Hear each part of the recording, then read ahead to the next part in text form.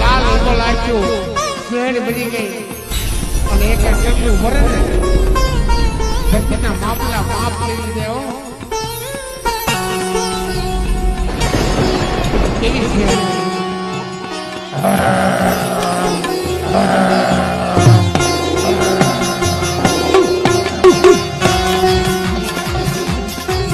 આ તો કેવી એવી છે ખેતરભાઈ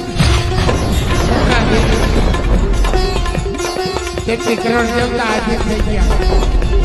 ભગવાન પણ હાજર થઈ ગયા એટલે મારા બાપની દેવી